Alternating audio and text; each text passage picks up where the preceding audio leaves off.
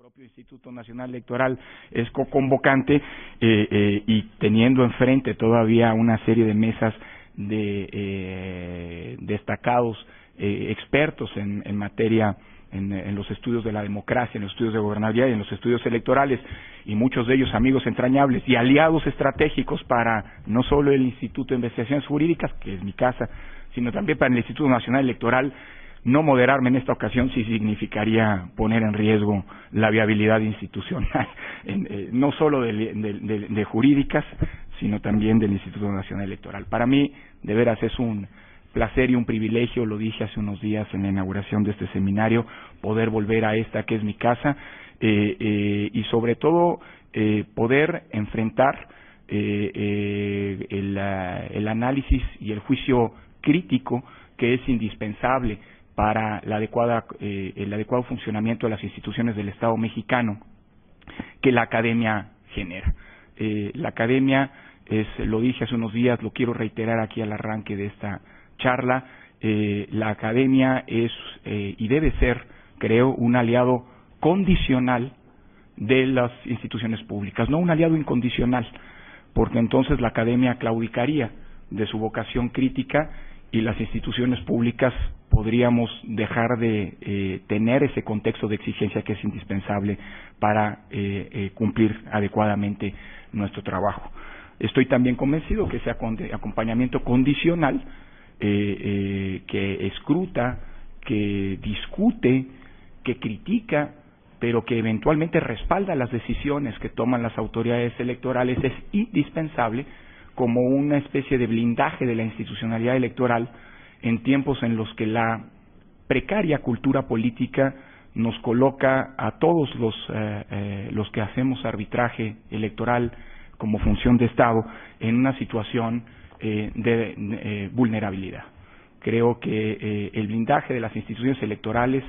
que no es un blindaje solamente interno a partir de su propia actuación, sino que implica también ese acompañamiento, repito, no ausente de crítica, sino pero acompañamiento al final del día desde los distintos actores sociales y en particular la academia, resulta indispensable para el fortalecimiento democrático y para la construcción de una cultura política. Perdón que comience como lo hice hace un par de días, publicitando un estudio que acabamos de hacer público desde el Instituto Nacional Electoral, un estudio que se conformó o que se mandató cuando el IFE era INE, y María lo recordará muy bien porque fue perdón,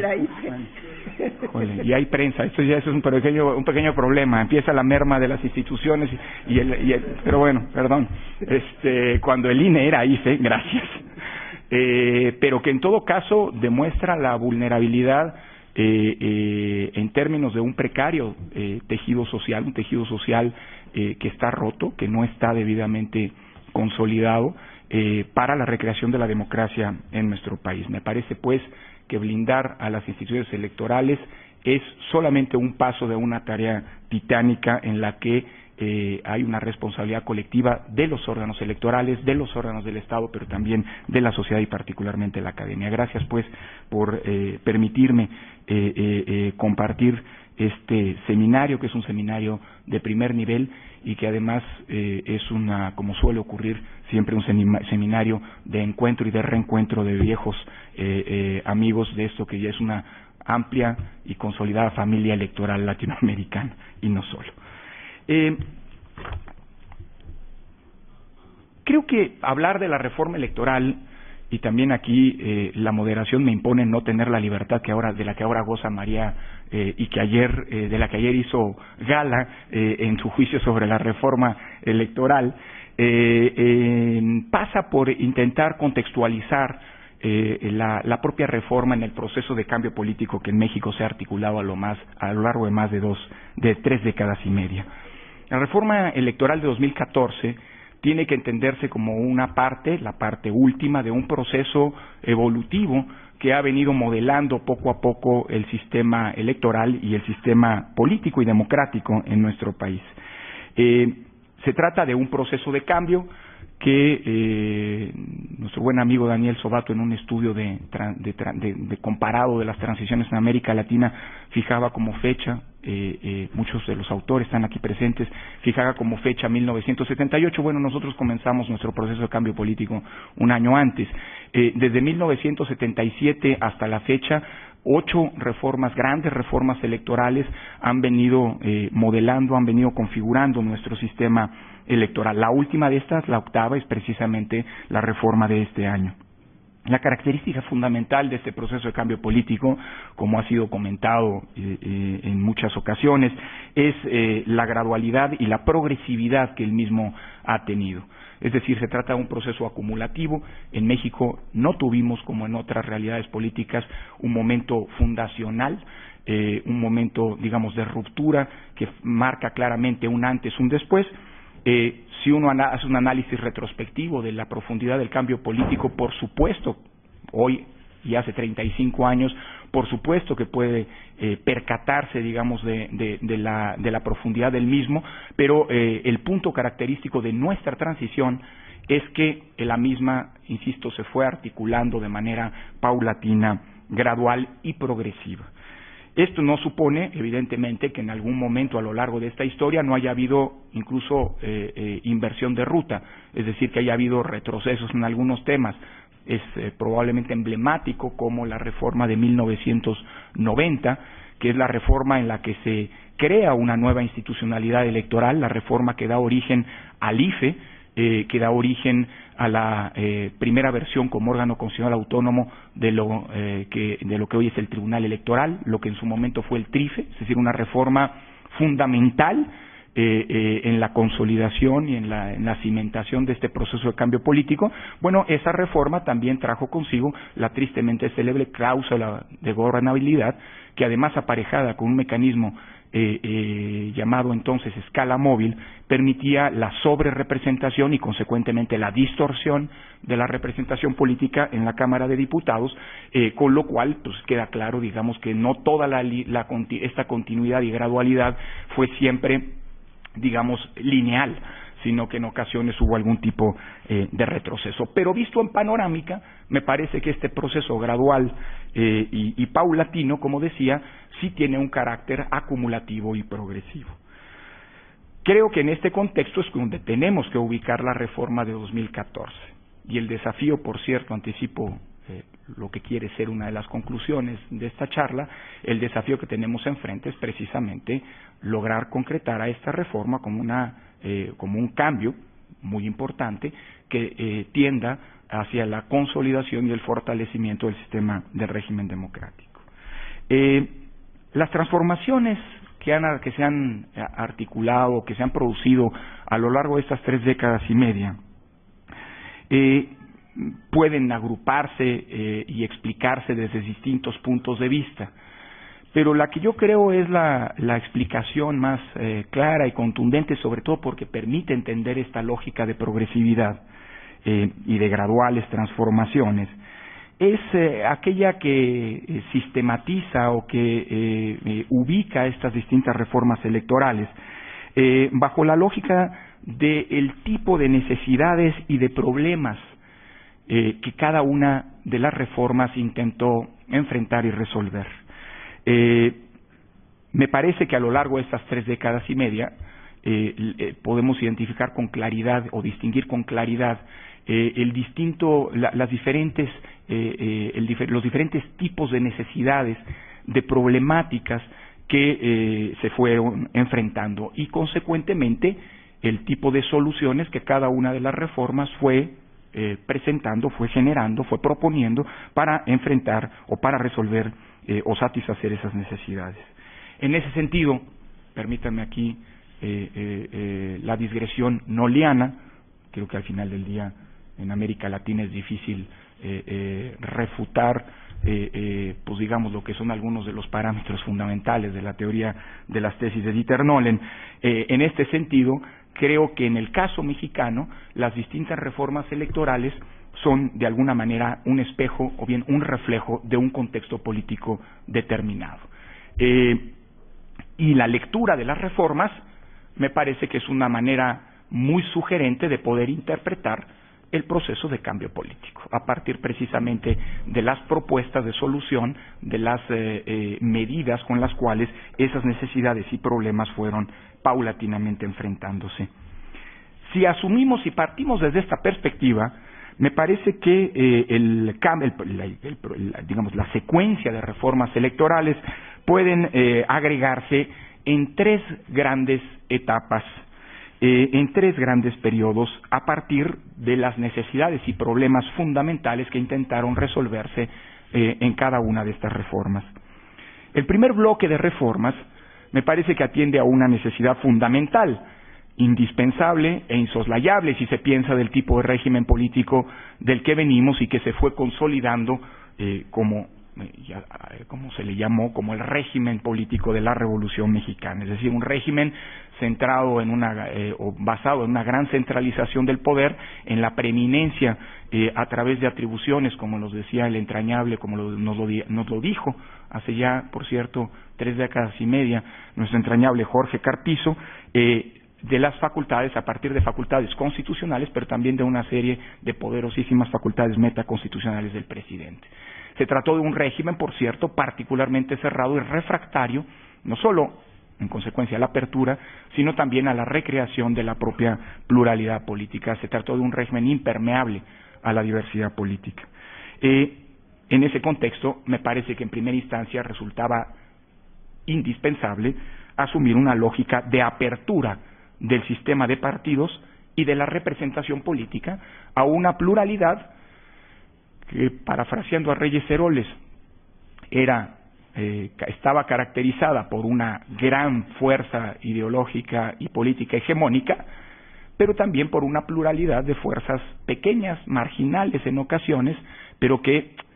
hoy puede parecer ridículo que lo digamos, pero hace 35 años era un gran descubrimiento, que también, decía Reyes Heroles en el célebre discurso de Chilpancingo, del 1 de abril del 77, también forman parte del complicado mosaico ideológico nacional. Es decir, nuestra transición comienza con el gran descubrimiento de que también las minorías forman parte de la sociedad, de nuestra sociedad política. En ese contexto, insisto, era indispensable una lógica de apertura. Los mecanismos fueron variados a lo largo de más de una década, pero fundamentalmente podemos inscribir o subrayar dos principales que permitieron, insisto, que no solamente que la pluralidad política incipiente en primera instancia se potenciara y se recreara, sino que además esa pluralidad política pudiera ser incluida, y cualquier evocación que él tenían a propósito del significado de la democracia, entendida como inclusión en el proceso de toma de decisiones, no es mera casualidad, pudieran ser incluidas en la vida institucional y no solamente dentro del sistema de partidos políticos, sino también en la vida institucional, en el proceso de toma de decisiones, es decir, en el Parlamento. Los dos principales instrumentos fue lo que denominamos aquí como registro condicionado, es decir, un mecanismo mucho más flexible que permitía a las fuerzas políticas participar en las elecciones de manera condicionada, es decir, el registro dependía de que se alcanzara un umbral mínimo de votación, por un lado, y por otro lado, la poco afamada, pero digo yo, indispensable fórmula de democratización de la representación política, que es la llamada representación, digamos, los mecanismos o el sistema de representación proporcional. Hoy en día tan combatida, hoy en día tan denostada, pero que se convirtió en el eje troncal que permitió el proceso de democratización del sistema político mexicano. Y esto, entiéndase, no solamente como una defensa de la opción histórica de incorporar el mecanismo de representación proporcional, primero en la Cámara de Diputados y después en el Senado de la República, es decir, no estoy defendiendo y justificando esa decisión que comenzó hace 35 años, sino estoy justificando y defendiendo la pertinencia en clave democrática de mantener, de defender y eventualmente hasta de potenciar este sistema. Y sé que los defensores de la gobernabilidad probablemente erizarán los pelos, pero el gran dilema es cómo hacemos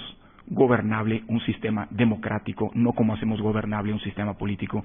porque América Latina nos enseña que la ruta de la gobernabilidad, sin atender a la democraticidad, puede tener graves y peligrosas derivaciones. Un segundo tema, una segunda necesidad en este proceso de evolución política es el que tiene que ver con la redefinición del sistema electoral, es decir, de la construcción o el establecimiento de normas, de instituciones y de procedimientos que permitieran concretar lo que durante mucho tiempo fue algo inexistente, es decir, un sistema electoral que permitiera, como se decía a principios de los años 90, que los votos contaran y se contaran bien. El nacimiento del Instituto Federal Electoral en su momento, del Tribunal Federal Electoral a principios de los años 90, son precisamente la expresión en clave institucional de intentar generar un sistema electoral que resolviera o que por lo menos atenuara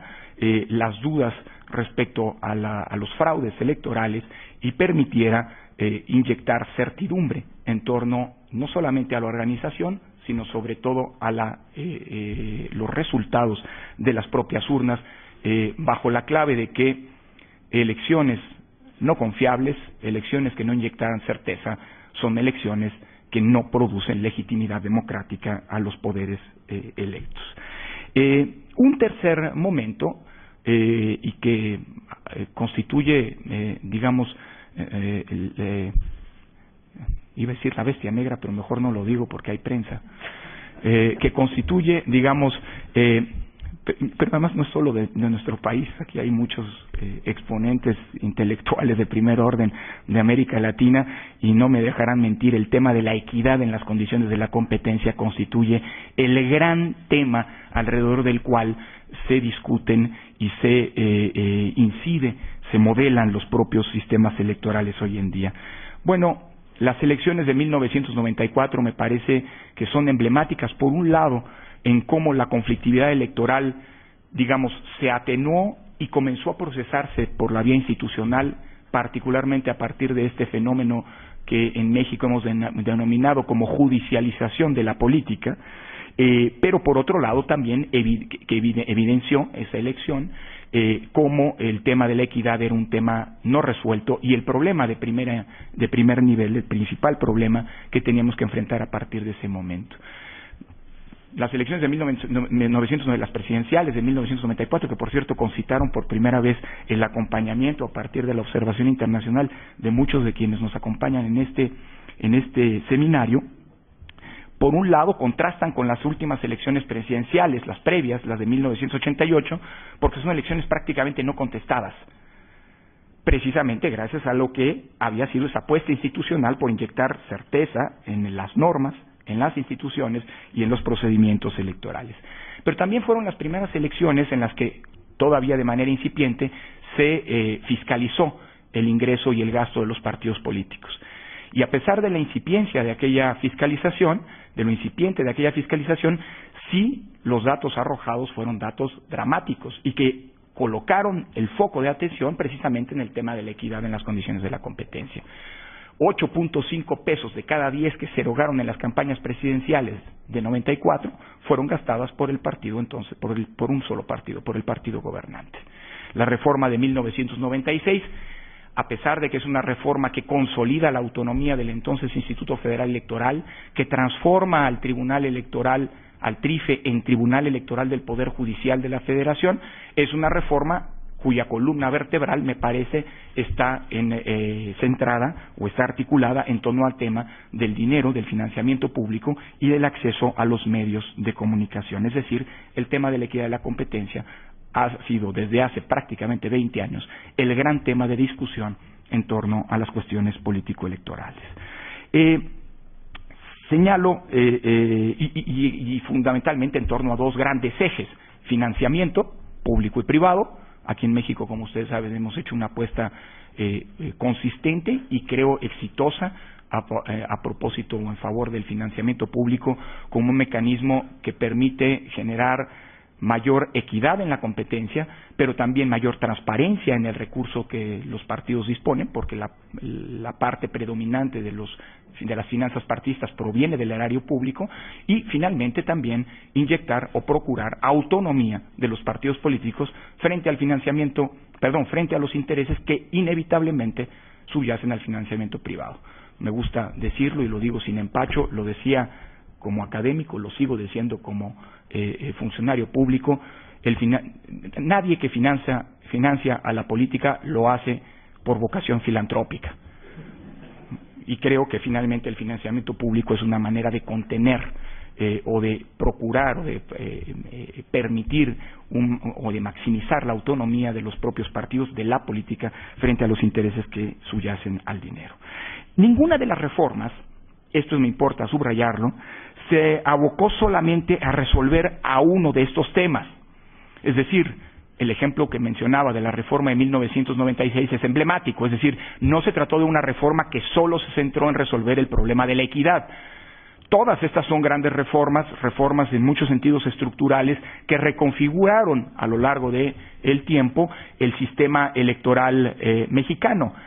Sin embargo, creo que todas y cada una de las reformas pueden identificarse una columna vertebral, es decir, un nodo duro, un elemento distintivo que, si bien, insisto, no es exclusivo de cada una de las reformas, sí las marca y nos permite ubicarlas, sistematizarlas en estas tres grandes etapas. ¿Dónde ubicamos, desde esta perspectiva, a la reforma de 2014? La reforma de 2014 es, como las que la antecedieron, una reforma que no se centra, no es una reforma monotemática, sino es una reforma, insisto, con una vocación de redefinición estructural, probablemente mayor que las que la precedieron, y sin duda afecta, como ustedes saben, la dimensión de la institucionalidad y de los procedimientos, convierte, y esto es lo más emblemático probablemente del el IFE, el Instituto Nacional Electoral. También es una reforma que tiene que ver con cuestiones de equidad, es una reforma que maximiza, por ejemplo, el tema de los controles al financiamiento, es decir, de la fiscalización, que potencia la capacidad de auditoría y de supervisión del ahora INE en la gestión de los tiempos políticos en la radio y la televisión. Es una reforma que también incide en la representación política al elevar el umbral del 2 al 3%, el umbral mínimo del 2 al 3%. Es una reforma que también incide en el financiamiento por la vía de establecer parámetros categóricos para la determinación del financiamiento de los partidos políticos en el ámbito local. Es decir, es una reforma de amplio espectro. ¿Dónde la ubicamos? En esta lógica, insisto, de tratar de sistematizar la serie de reformas electorales a partir de su característica fundamental: apertura, condiciones de certeza electoral o bien equidad. Me parece, insisto, subrayando que la reforma de 2014 aborda temas que podrían encasillarse en cualquiera de estos tres grandes ejes que articularon el proceso de cambio político por la vía de las reformas electorales, me parece que la reforma de 2014 inaugura una nueva etapa que no sé si vaya a ser o concretarse solamente a 2014, a esta reforma, o de plano vaya a abrir una serie de modificaciones a las reglas de la competencia, a las reglas del juego democrático, que se prolongará en futuras reformas electorales. Lo que sí es cierto es que esta reforma, a diferencia de las anteriores, sí tiene una característica fundamental que creo que podríamos definir como el elemento distintivo de la misma. Así como en 1996, la de 1996, por ejemplo, fue una reforma que se centró sobre todo en el tema del financiamiento público, así como hoy podemos decir que la última reforma, la previa a esta, la de 2007, se centró en el tema de los medios de comunicación.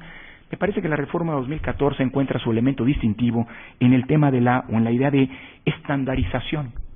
de procesos y reglas a nivel federal y a nivel local. Desde 1990, desde la reforma de 1990,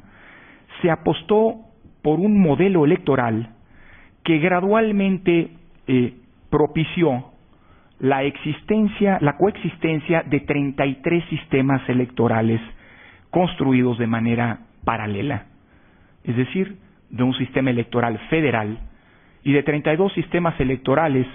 uno por cada entidad federativa, uno por cada estado, más el Distrito Federal,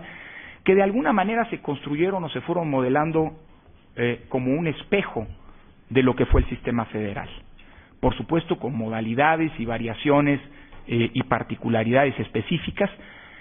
pero todos los sistemas electorales locales asumieron una configuración biinstancial de un órgano administrativo electoral, un órgano encargado de la organización de las elecciones, con una similitud muy grande respecto de lo que el IFE fue en el plano federal, y una instancia jurisdiccional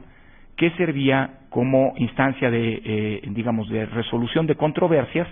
y de validación en términos de la legalidad de los actos de las autoridades administrativas. No fue algo instantáneo, pero a lo largo de la década de los 90, poco a poco fueron surgiendo en distintas entidades con distintos tiempos, unos antes, otros después, unos de manera mucho más consistente que en otros casos, institutos estatales electorales con distinta denominación, pero también tribunales electorales o tribunales especializados en materia electoral que, insisto, servían como una segunda instancia. Se trató, pues, insisto, con variaciones y modalidades específicas diferentes, pero en términos generales de sistemas construidos, sistemas paralelos que coexistían,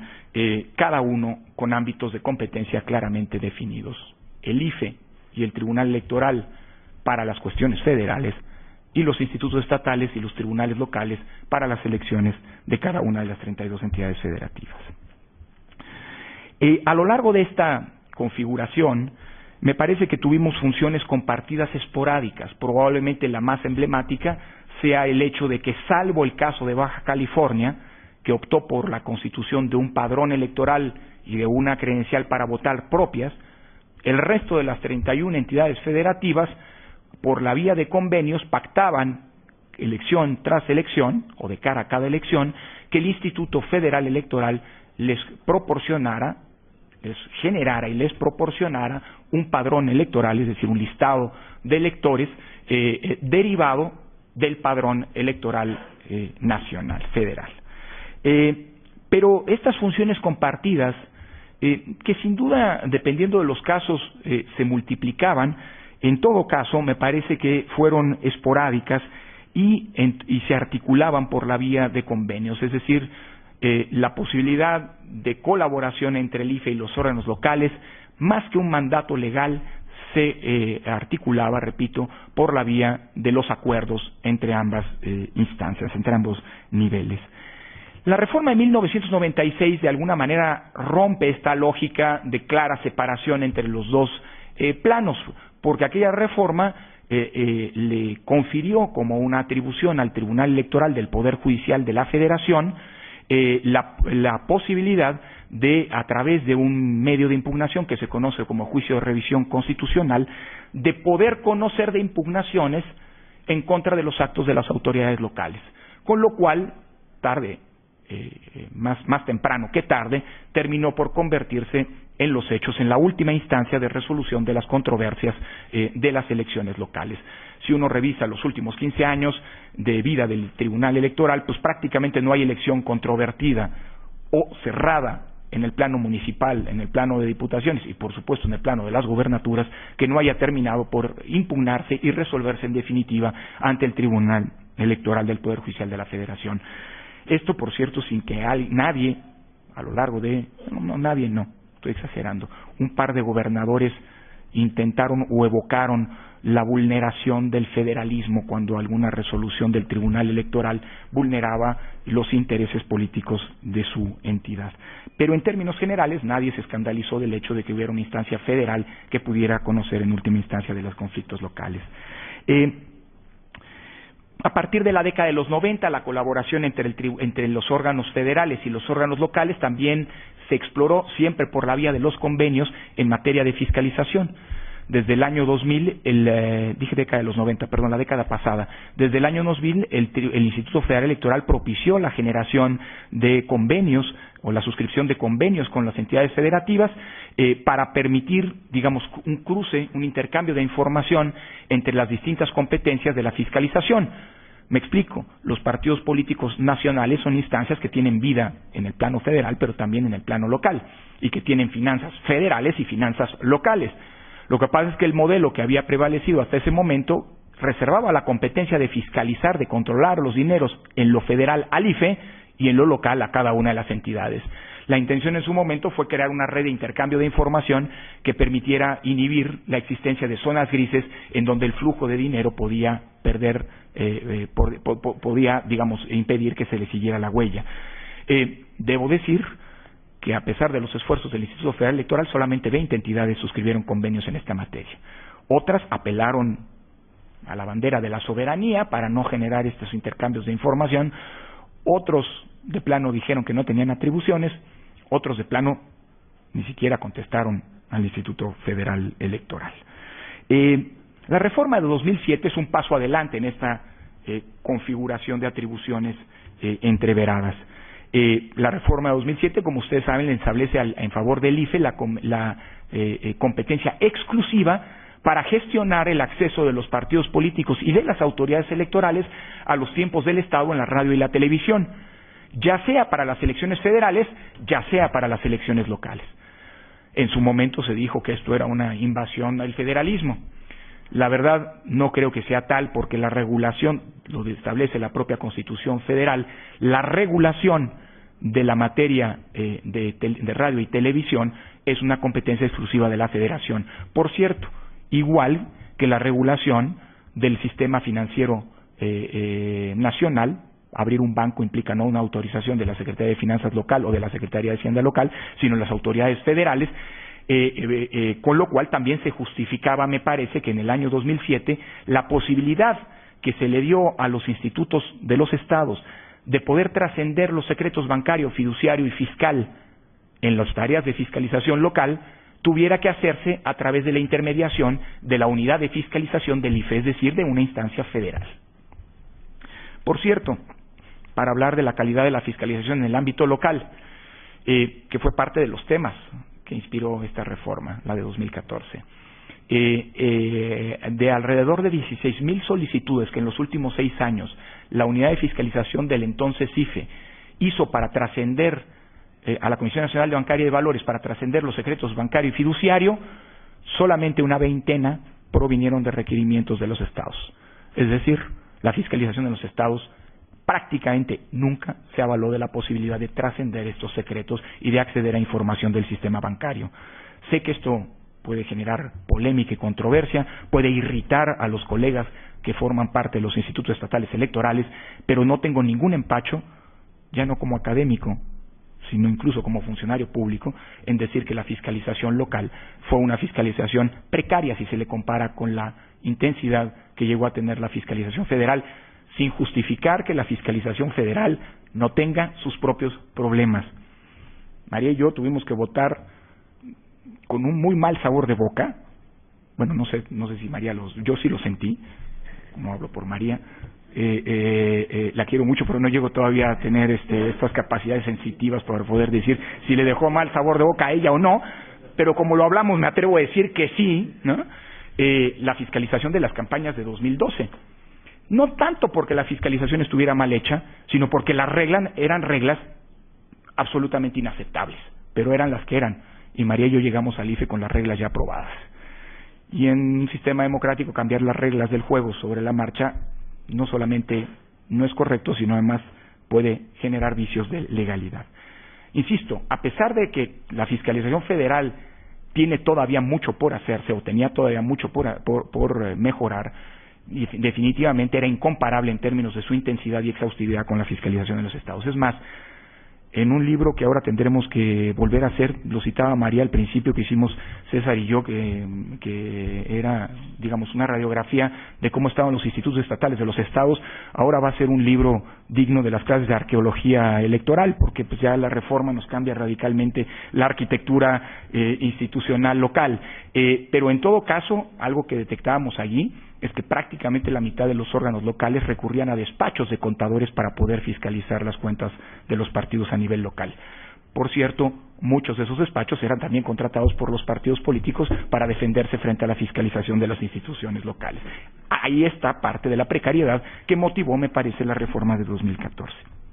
Bueno, la reforma de 2014 cambia radicalmente el sistema por dos razones. Me parece que lo que ahora tenemos ya no es una coexistencia de 33 sistemas electorales, sino que la reforma 2014 lo que nos impone es un sistema electoral de carácter nacional, un único sistema nacional electoral, por supuesto articulado con entes nacionales, el INE y el Tribunal Electoral, y entes locales, los ahora llamados OPLES, los organismos públicos locales electorales, y los tribunales de cada entidad federativa. Pero la obligación, digamos, de no solo de coexistir, sino de coordinarse y conjuntar esfuerzos, ya no es algo a partir de 2014 que dependa de la voluntad pacticia o de la potestad de firmar convenios entre las autoridades federales, ahora nacionales, y las autoridades locales. Ahora es algo que es un mandato constitucional. Están claramente establecidas en la Constitución y en las leyes generales las competencias del Instituto Nacional Electoral, incluso durante los procesos locales, y están claramente definidas las competencias de los institutos estatales electorales en sus respectivos ámbitos territoriales, ámbitos políticos. Insisto, creo que lo que hoy se nos impone es una coordinación obligada por mandato constitucional y legal. La reforma de 2014 fue una reforma debatida y controvertida. Lo sigue siendo. Ayer María nos dio prueba de lo mismo. Nosotros sí mismos, incluso desde el Instituto Federal Electoral, en su etapa terminal, fuimos críticos de la reforma, no tanto por las decisiones que estaban plasmándose en la misma, sino sobre todo por las indefiniciones y las zonas de incertidumbre, de duda, que generaba o que generó prácticamente en todo el mundo electoral. Ahora, la reforma es lo que es. Y la reforma, y esto es incuestionable y no puede soslayarse, es el fruto de un enorme consenso político. Los índices de votación y de aceptación en los estados, tanto en lo federal como en los estados en el proceso de reforma constitucional, dan cuenta del punto. Los grados con los que fueron aprobados, de votación con los que fueron aprobadas las reformas, las leyes generales, dan cuenta del consenso político que está detrás. No me pregunten cuáles son las razones del consenso político, porque no me toca juzgarlas. La política y la generación de consenso en política tiene múltiples vías, unas más legítimas que otras, pero mientras sean legales, todas esas vías son válidas. Y nadie puede negar que detrás de la reforma hay un gran consenso político. El problema que tenemos ahora en adelante no es tanto el juzgar, eso será tarea de la academia, y el acompañamiento aquí al revés de las autoridades electorales será fundamental. No es tanto juzgar la pertinencia o no de las normas, sino hacer que las normas funcionen. Me parece que quien hoy apueste al sabotaje de la reforma electoral no solamente desconoce el consenso político que está detrás de las mismas, sino además me parece una actitud irresponsable, y lo digo con toda franqueza, antidemocrática. En torno a la reforma se generaron dos grandes posturas. Una postura que planteaba la necesidad de romper con la capacidad de cooptación, de subordinación y de sojuzgamiento, no lo digo yo, esas son las dos posturas que se plantearon públicamente, de la institucionalidad electoral local en mano de los poderes políticos locales, empezando en primera instancia por los gobernadores. Estas nuevas figuras, que no por ser funcionario público dejaré de decirlo, lo escribí, así que por mera congruencia tengo que ser consistente con lo que escribí antes de ser funcionario público, y de hecho lo escribí ya también siendo funcionario público. Se trata a los gobernadores, se trata de los nuevos grandes centros de poder político derivados de la erosión del otrora omnicomprensivo poder presidencial. El tema del control del poder, parafraseando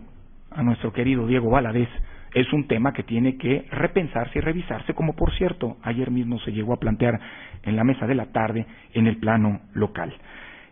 Primera postura respecto a la reforma. Es una reforma que busca romper la capacidad, insisto, de control de los poderes políticos locales sobre los órganos electorales. La otra postura es un atentado gravísimo en contra del federalismo.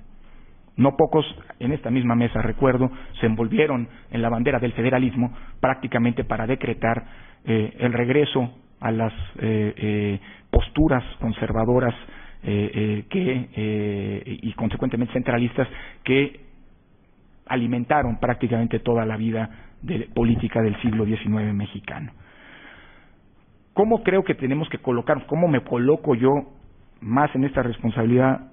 que me toca jugar ahora frente a estas dos posturas? Pues ni la una ni la otra. Me parece que es una generalización, lo dije en su momento y lo sigo sosteniendo,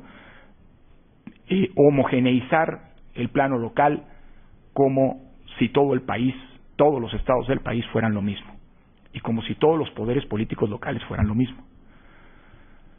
En el estudio que hicimos César y yo, evidenciamos la debilidad institucional de gran parte de los institutos estatales electorales, entre otras cosas, porque como la realidad nos enseña, la historia nos enseña, prácticamente todos los órganos electorales de los estados en el mes de agosto, septiembre habían terminado su presupuesto y tenían que renegociar ampliaciones presupuestales con las secretarías de finanzas locales para terminar el año. Esto es algo que quien haya ido y que tenga interlocución con los órganos locales puede constatarlo o puede escucharlo. Primer problema. Segundo problema,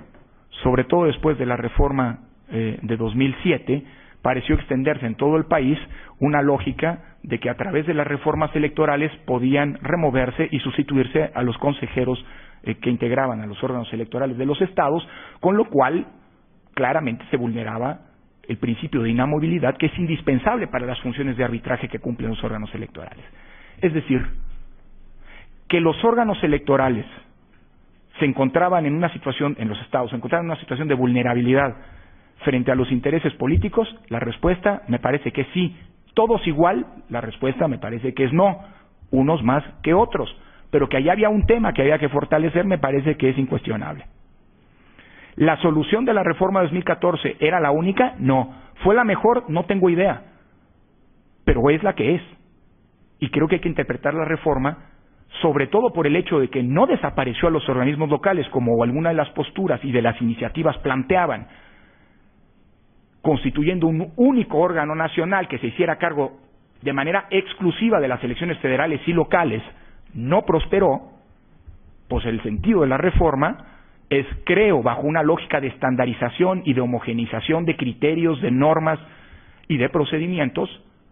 tender a un fortalecimiento gradual y paulatino de los organismos públicos locales electorales. Bajo la coordinación y supervisión del Instituto Nacional Electoral, sí, guste o no, no lo digo yo, lo mandata la reforma constitucional. ¿Puede hacerse una lectura mucho más radical de la reforma? Sin duda.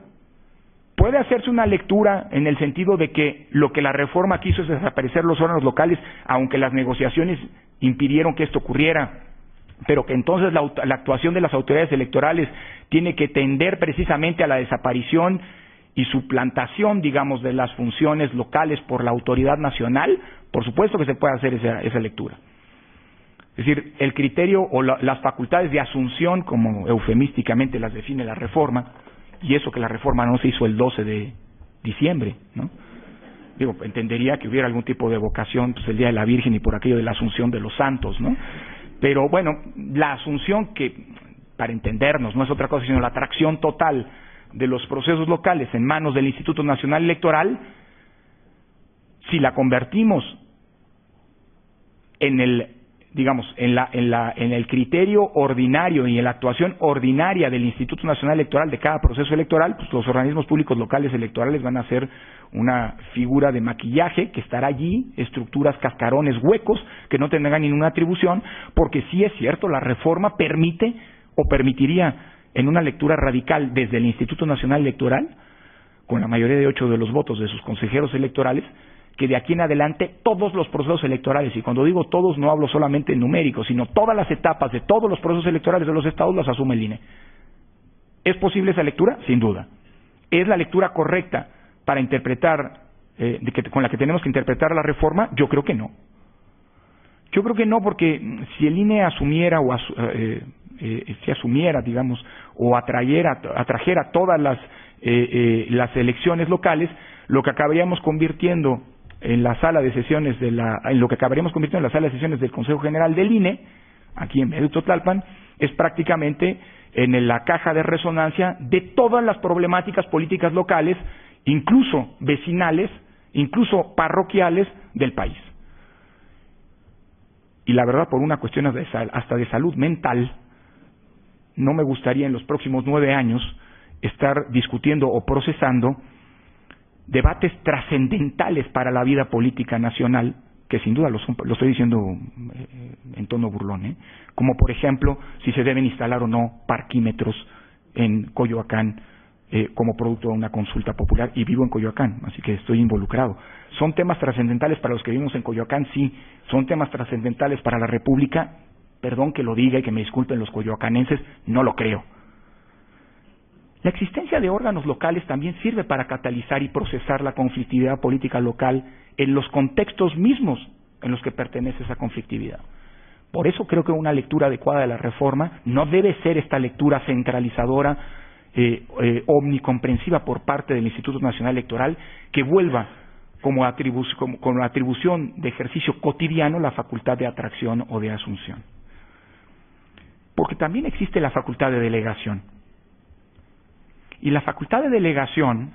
es decir, que atribuciones del INE puedan ser conferidas si existen las condiciones, si el INE certifica la capacidad para realizarlas de los organismos públicos locales electorales, en manos de estos. Claro, para que esto ocurra, el INE tiene que garantizar que existan condiciones materiales, profesionales,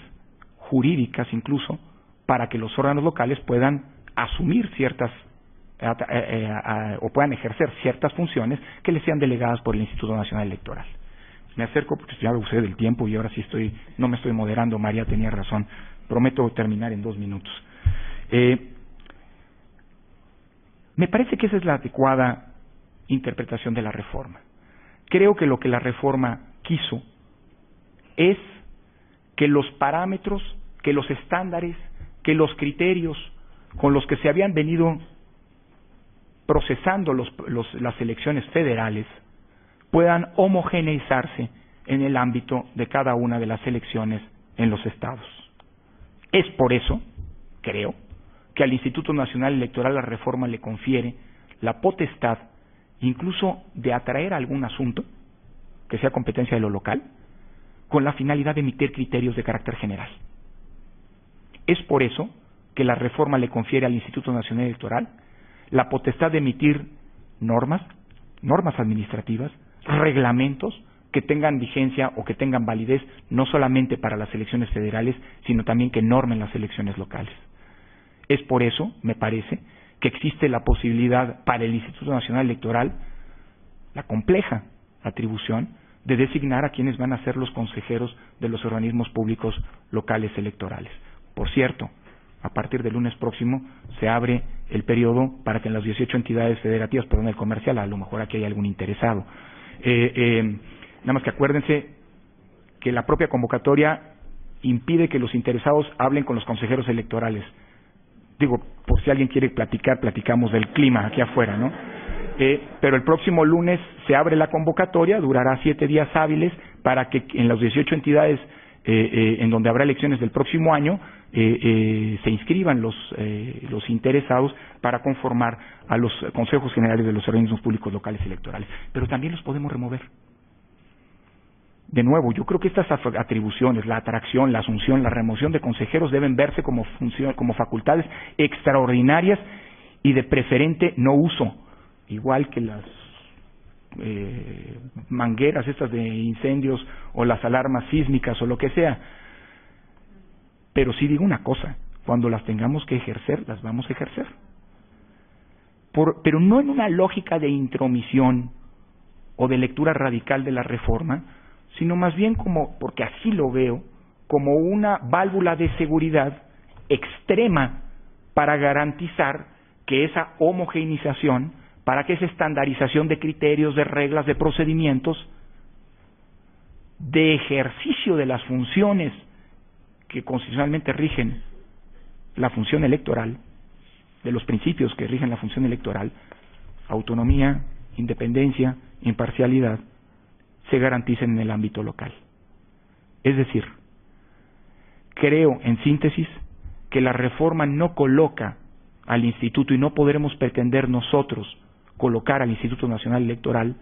como una autoridad jerárquicamente superior a los organismos públicos locales electorales. Me parece que si hacemos eso, comenzaremos mal un proceso mandatado por la Constitución de coexistencia y de coordinación en las elecciones locales, porque sí hay tramos de las elecciones locales que están conferidos a la institución nacional. El próximo año lo que vamos a ver de manera inédita, salvo para los colimenses que desde hace ya varios procesos electorales habían optado por la vía del convenio en hacer casillas únicas con el Instituto Federal Electoral, ahora, a partir del próximo año, todos los que vayamos a las urnas, en los estados en los que hay elecciones concurrentes, vamos a votar en una casilla única, más grande de la que estamos acostumbrados a ver, pero casilla única. Y evidentemente hay tramos de control de esa casilla única que el INE no va a soltar, que no puede soltar. La coexistencia y la coordinación se imponen, no así, creo yo, la supra-subordinación entre el INE y los soples. Pero eso sí, creo que al INE le toca un rol de coordinación, de supervisión y de colaboración con los organismos públicos locales electorales. Porque creo que la función del Instituto Nacional Electoral, en una adecuada, que no es la única, pero una adecuada interpretación de la reforma, es la de fortalecer, eso así lo quiero ver, a los organismos públicos locales, para que en un futuro, si alguna de estas tres atribuciones que han concitado gran polémica, asunción, atracción y delegación, se ejerza de manera recurrente, sea eventualmente la delegación. Si esto ocurre, quiere decir que habremos cumplido con el compromiso de fortalecer la institucionalidad electoral en el ámbito local y no de subrogarnos a la institucionalidad electoral en el ámbito local. Termino diciendo que el gran desafío que tenemos enfrente es lograr demostrar que esta reforma compleja, de difícil interpretación, que le quita el sueño a los 11 consejeros electorales, y va a seguir siendo así por un rato, y a los académicos que no acaban de entenderla, que no acabamos, también hay muchos tramos todavía que tienen que terminar de aterrizarse. Es una reforma practicable. No es la primera vez en la historia electoral del país que se tacha a una reforma electoral porque afecta a intereses determinados por su impracticabilidad. La reforma de 2007 nació bajo una retórica discursiva y una apuesta clara y franca de los intereses mediáticos que se vieron afectados por la misma, de su fracaso. Y el Instituto Federal Electoral en su momento demostró que la misma era practicable. El desafío que tenemos aquí en adelante es ahora demostrar, como Instituto Nacional Electoral, como Tribunal Electoral, como organismos públicos locales electorales, como tribunales electorales locales, que la reforma es practicable y que es una reforma que nos lleve a consolidar el régimen democrático. Porque si no lo hacemos, no vamos a lograr bajarnos de esto que yo ya digo es una maldición mexicana, no solo los penales, pero bueno, ¿no?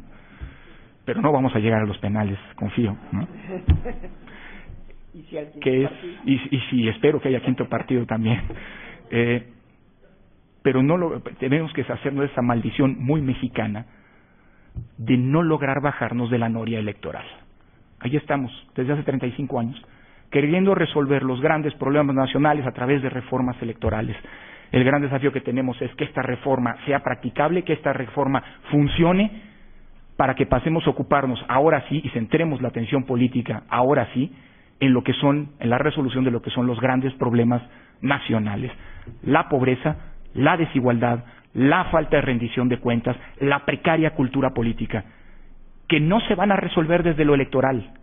pero que inciden e impactan en todas las vidas, en todas las esferas de la vida social de nuestro país, incluida la electoral.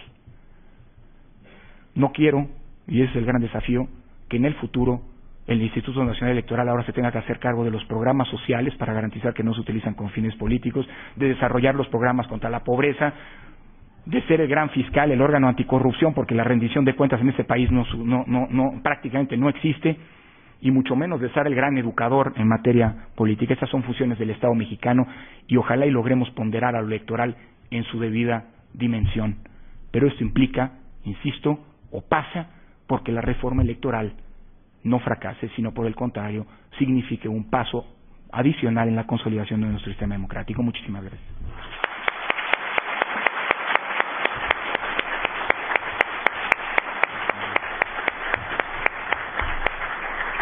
Creo que no queda más que decir, es indispensable para el país que la reforma política sea practicable. Todos, aun los críticos de la misma, tenemos la obligación ética de apostar a que funcione. Vamos a iniciar inmediatamente la segunda mesa. Les pido que no se levanten de su lugar. Muchísimas gracias y otra vez un aplauso para el doctor Córdoba.